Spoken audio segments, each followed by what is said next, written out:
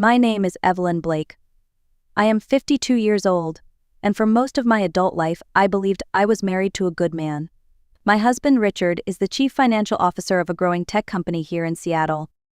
For 25 years I've been the woman who kept everything steady: the home, the finances, the family. Richard has always been the ambitious one, the man who worked late, who brought home the stories about board meetings and investment rounds I only half understood. That Thursday morning began like any other. Richard rushed out before sunrise, mumbling something about a breakfast meeting with the CEO. I watched him button his cufflinks, kiss my cheek and say, "Don't wait up tonight, okay? It'll be a long day." It was a sentence I'd heard so many times I could almost say it with him. By noon I decided to do something I hadn't done in years: bring him lunch. I thought maybe he'd smile seeing me at his office door with his favorite Latin turkey sandwich. I wanted to remind him that behind all his numbers and deadlines, there was still someone who cared. When I walked into the glass building that housed his company, the lobby smelled faintly of coffee and new carpet. A young man at the security desk looked up as I approached. "Good afternoon," I said. "I'm here to see Richard Blake." He smiled politely, then frowned as he checked his list. "I'm sorry, Mom, but Mr. Blake just left with his wife." I blinked, sure I'd misheard.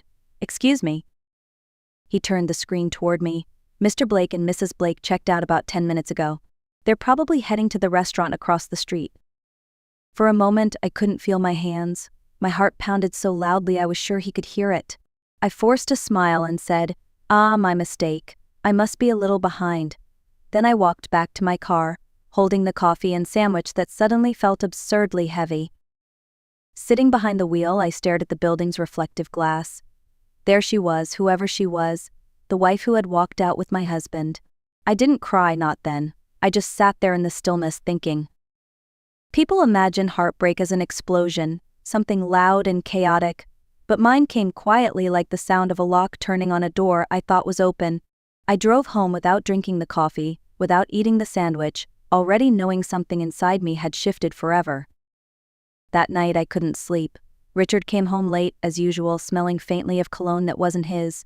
When I asked how his day had gone, he smiled, kissed my forehead and said, "Busy but good." Then he disappeared into his office, claiming he had a few last emails to send. I stood in the doorway, watching his reflection in the dark window. He looked calm, too calm for a man who'd supposedly been in meetings since sunrise. The next morning, while he showered, I picked up his suit jacket to hang it neatly. That's when I noticed a folded receipt in the inner pocket. It was from a restaurant downtown, the Harbor Suits, and dated 3 nights earlier. The bill showed dinner for 2, a bottle of wine, and dessert. No mention of a business client, no third entry, just 2. I remembered that night clearly. He had called to say he was working late at the office, crunching numbers for the quarterly report. I placed the receipt back exactly where I found it. I wasn't ready for a confrontation, not yet. I wanted to be certain. Over the next few weeks I started noticing patterns, tiny cracks in the story of our marriage that had once seemed solid. His phone always face down, his laptop always locked, business trips that conveniently extended into weekends. I began keeping a small notebook in my purse, jotting down dates, times, places. It wasn't about revenge at first, it was about understanding.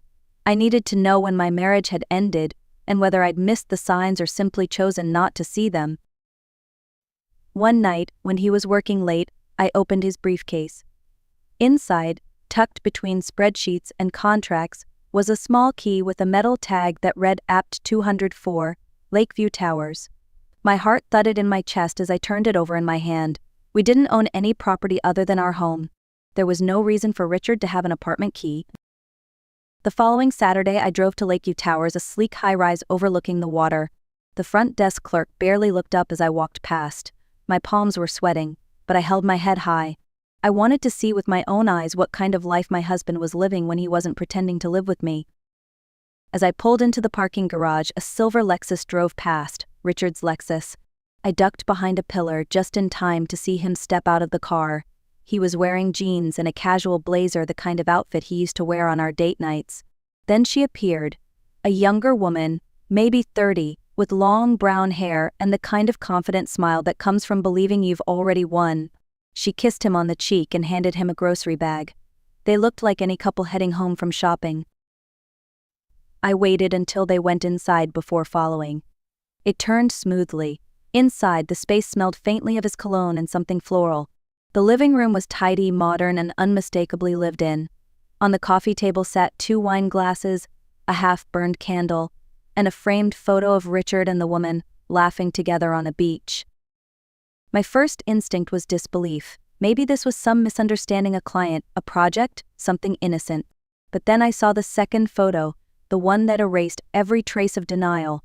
It was Richard holding her from behind, both of them smiling, and her left hand rested over his chest, where a wedding ring should have been but wasn't. I stood there in the silence, feeling my world tilt. This wasn't a one-time mistake. This was a secret life built on my trust and his lies. I closed the door quietly behind me and walked away, the key still warm in my hand. I didn't cry, not yet. I had work to do.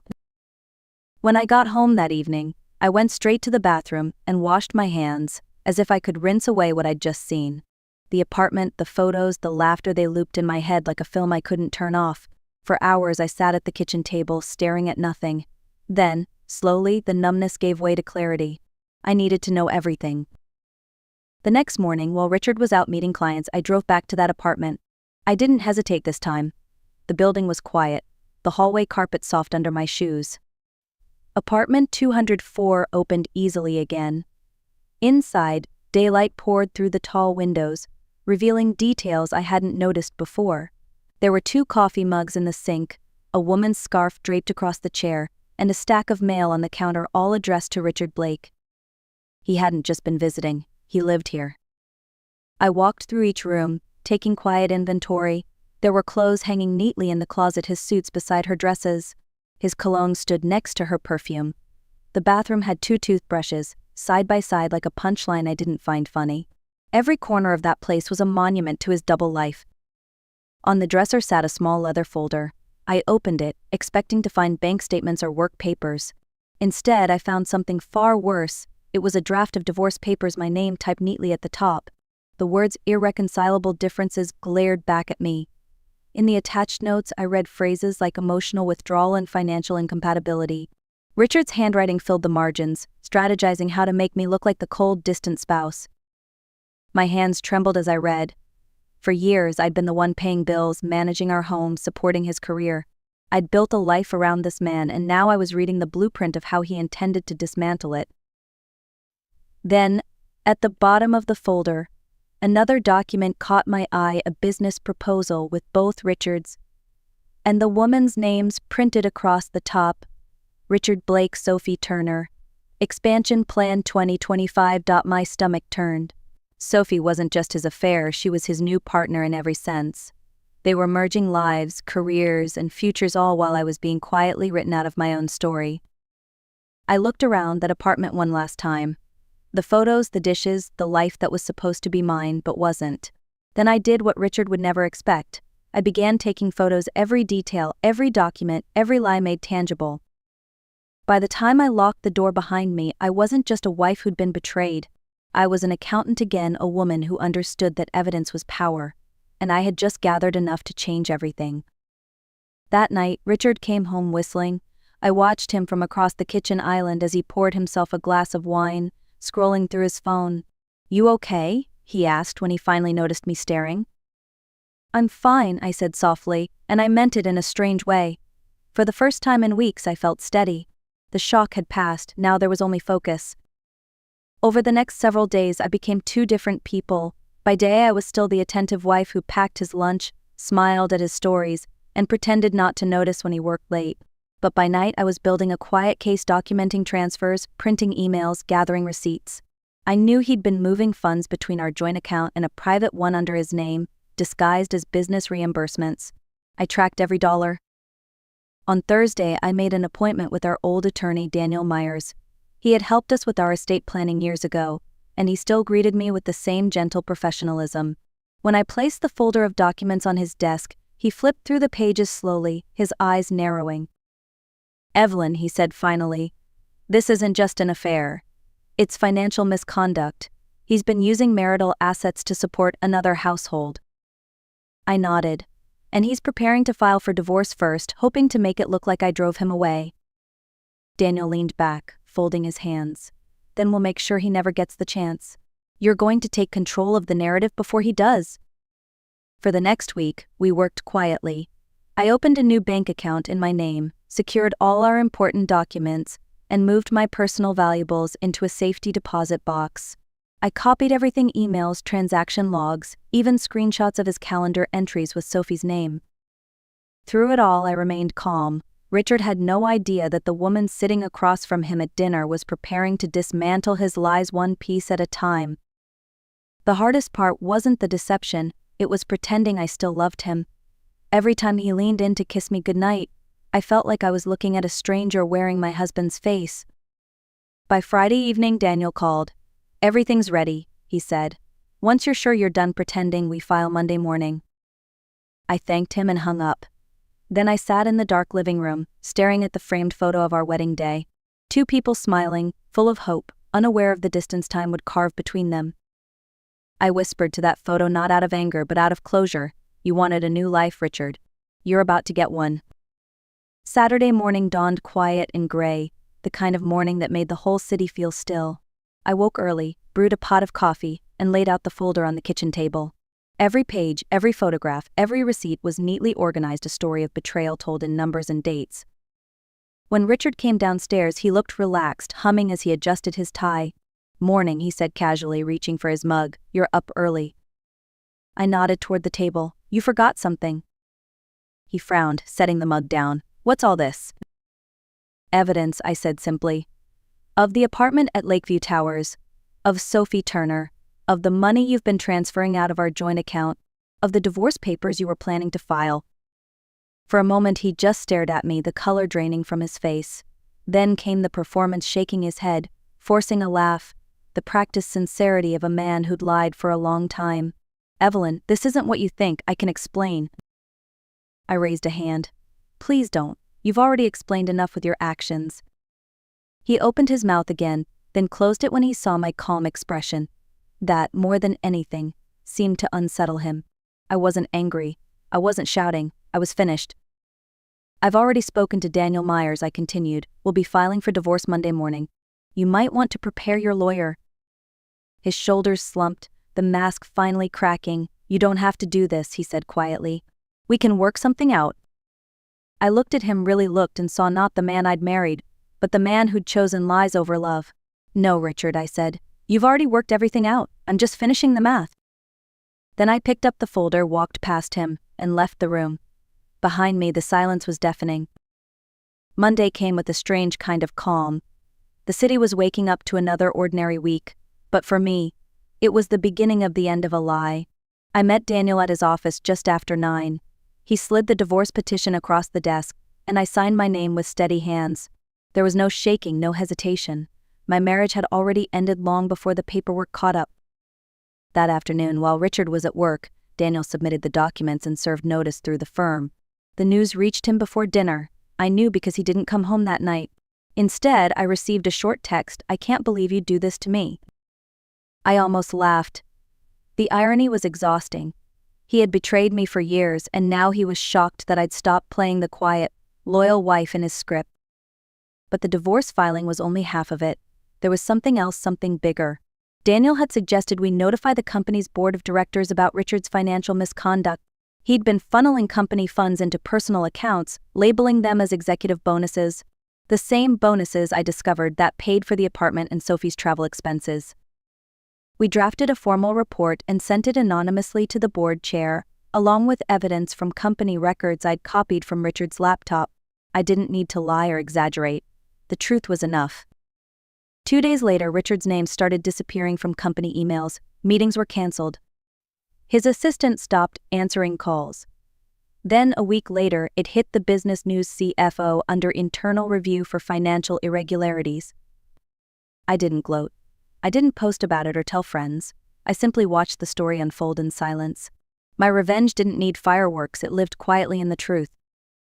Richard showed up at the house one night, looking smaller than I'd ever seen him. His expensive suit was wrinkled, his voice rough. "You're destroying me," he said. I met his eyes. "No, Richard, you destroyed yourself. I just stopped cleaning up after you." For a long moment we stood there, the air thick with everything unspoken. Then he left, and I knew he wouldn't be back. Weeks later, the company announced his resignation. Sophie disappeared from the public eye soon after. I never raised my voice, never slammed a door, never sought to humiliate him. I simply let the truth breathe. And in the quiet that followed, something miraculous happened. I started breathing again, too. My revenge wasn't loud, it was dignified, and it was final. A year later, I woke to the soft sound of rain against the windows of my new apartment overlooking Lake Union. The air smelled of coffee and peace. My life had shrunk in size but grown in meaning. No more bored dinners, no more pretending, no more walking on emotional eggshells. Just me, a small balcony, and the freedom to live honestly. I started volunteering with a local nonprofit that helped women rebuild after divorce. It felt strange at first, sharing my story in front of strangers. But soon I realized my pain had become someone else's roadmap. One woman told me, tears in her eyes, "You make me believe it's possible to start over." I smiled because I knew exactly what she meant. Richard tried to contact me twice. The first time, he sent a polite message about clearing up financial details. The second time he called, his voice was tired, deflated. "Evelyn," he said, "I made mistakes. I just want to talk." I let him finish, then replied quietly, "I spent years listening to you talk, Richard. You never said anything that matched your actions. I think we're done." He sighed, muttered something about wishing me well, and hung up. That was the last time I heard from him. The board at his old company completed their investigation. The results were public enough that no one in the industry would hire him again in a leadership role. Sophie left the city soon after. People whispered, but I didn't engage. Revenge had already done its work, it had restored balance. One evening, as I walked along the pier, the sunset painted the water gold. I thought about the woman I used to be, the one who waited up at night, believing love meant endurance. I whispered to her in my mind, "You made it." Peace doesn't come when life is perfect. It comes when you stop begging someone else to see your worth. It comes when you stop cleaning up the messes they made and start building your own tomorrow. Now, my mornings are quiet but full. I read, I cook, I laugh again. There's no bitterness left, just understanding. Sometimes strength looks like silence, and victory looks like peace. If you've ever been betrayed, remember this: you don't need to destroy them to reclaim yourself. Just step back and let the truth finish what it started. If my story resonated with you, leave a comment, share it, or tell me where you're watching from. Your voice might be the light that helps someone else find their way out of the dark. It's been almost 2 years since that day in the lobby when a security guard told me my husband had already left with his wife. I sometimes replay that moment, not out of pain anymore, but out of gratitude, because that was the day I stopped living on autopilot. That was the day my real life began. People often ask me if I ever forgave Richard. The truth is, forgiveness came quietly, long after the anger faded. Not because he deserved it, but because I refused to carry him with me any longer. Hatred is a heavy suitcase, and I wanted both hands free for better things. There are still moments when I see couples holding hands in the street, and wonder if they truly see each other, or if one of them is already looking somewhere else. But then I remind myself that love isn't about control or sacrifice. It's about truth, respect, and choice. Richard chose deceit. I chose peace, and I would make the same choice again, every single time. Life after betrayal isn't the same, but it can be better. I found joy in small things again: the smell of coffee in the morning, the sound of rain, the laughter of new friends who know me for who I am now, not who I was pretending to be. Sometimes I still pass by the building where his company used to be. The logo is gone, a new business moved in. The marble floors are polished, the lobby freshly painted. It's as if the past has been scrubbed clean, but I know what happened there. And strangely I smile, because even the most painful places can become reminders of how far you've come. If you're listening to this and you've ever felt the sting of betrayal, I want you to remember this: revenge doesn't have to be cruel. It can be calm, thoughtful, and rooted in dignity. The loudest victory is often the quietest one, walking away with your integrity intact while they stumble under the weight of their own lies. For me, revenge wasn't about destroying Richard's life, it was about reclaiming mine. I didn't need to ruin him. I only needed to stop allowing him to define me. And now, when I look in the mirror, I don't see the woman who was betrayed. I see the woman who survived, rebuilt, and refused to let bitterness win. This isn't the end of my story. It's the beginning of a life lived on my own terms. And if you're standing where I once stood, lost and afraid, believe me when I say, the day you decide to stop fighting for someone who never fought for you is the day you finally start fighting for yourself. Thank you for staying with me until the end of my story. If you've been through something similar, if you've ever had to rebuild after betrayal, know this: you're not broken, and you're not alone. What happened to you doesn't define you, what you choose to do next does. Sometimes life doesn't give us justice in the way we imagine, it gives us clarity instead. And with that clarity comes power, the power to walk away, to start over, to live freely without fear of being lied to again. I used to think revenge meant making someone else pay. Now I understand the real victory is peace, quiet, steady, unstoppable peace that grows when you finally let go. So if you're still hurting, take a deep breath, turn that pain into wisdom, not bitterness. The best way to win is to live beautifully and truthfully, no matter who tried to break you. If this story touched your heart, please like, share, and leave a comment telling me where you're watching from. And don't forget to subscribe to The Art of Revenge for more stories of strength, truth, and the courage to begin again. Because sometimes the sweetest revenge isn't what you do to them, it's who you become after.